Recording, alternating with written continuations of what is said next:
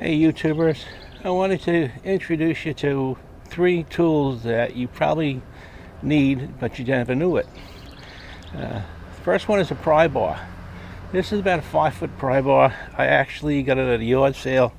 It's really handy for taking out shrubs when you want to pry. I busted probably 4 or 5 shovels trying to pry things out when I've been digging. So that's the first thing. It saves your handles on your shovels. Your shovels weren't meant for prying; they were just meant for digging. The second thing is a Maddox. This is the Maddox. As you can see, it's got 2 edges that are perpendicular to each other. These are great for cutting roots. You dig in trenches, you come across a root, that's absolutely fantastic for that. Last but not least is a grape hoe. It goes by several other names. It might be called an eye hoe.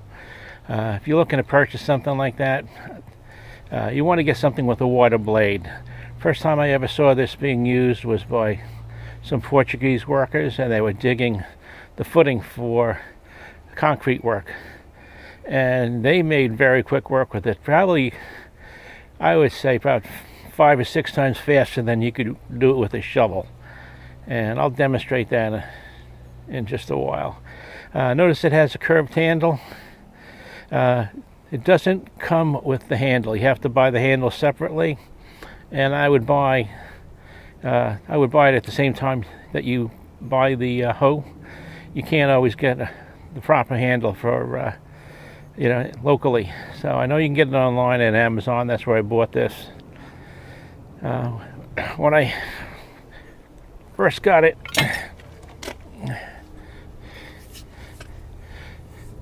the blade only slid on. It would only come to about here. I actually had to sand this down and shape it so it fit in there a little bit better. And then I polyurethaned it. I'm going to show you how I use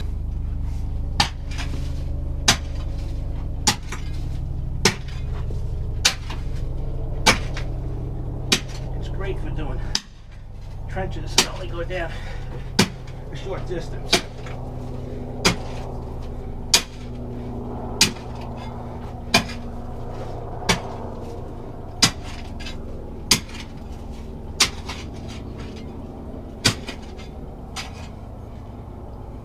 I know I'm happy with it.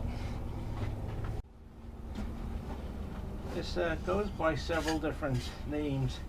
I think on Amazon they call it a grape hoe, but it's about 6 inches across.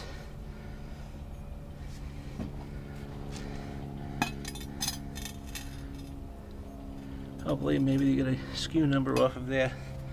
It's made by Seymour.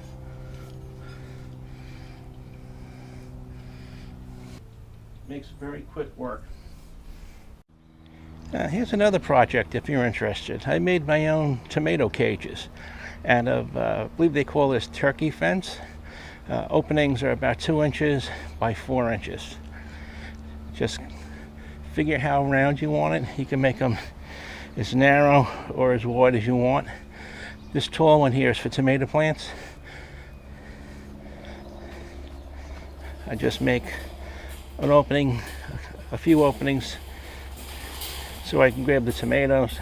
Works out good. Works out very well.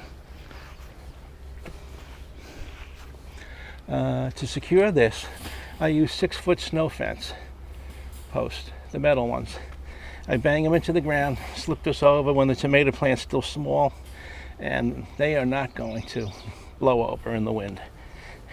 You have access to your tomatoes. It's nice. You can cut them in half. You make them rounder, wider. What you do for the smaller ones, I leave these prongs out so I could just stick it in the ground and stay secure. These I don't have to stake. If I have something really bushy like the peonies, then I may throw a small stake in there. Keeps them from flopping over. Something very, very bushy with a lot of foliage that will flop over when it gets too tall. Then you stake it. But these last a very long time. Some of these that I have are 25 years old. Made them once, stick them in, you use these, you'll never go back to stakes and tying them up with string and nylon hoses and things like that. When your tool handles start deteriorating and start cracking, or you're getting splinters, time to sand them down and take care of them. You can coat them with polyurethane. Sometimes I've even used old motor oil. It gets in there, seals it, and makes it swell up again. But if you're getting splinters, you really want to take care of it. I was getting splinters from the wheelbarrow handles, so I decided I was going to take care of those. I had some old red paint, and went to Home Depot and bought a can of sail blue and just touched up the wheelbarrow. Cost me a total of about $4. Simple project, didn't take long. I enjoyed doing it. It came out good. Well, I hope these tips have been helpful, and good luck in your garden this year. That's it for now.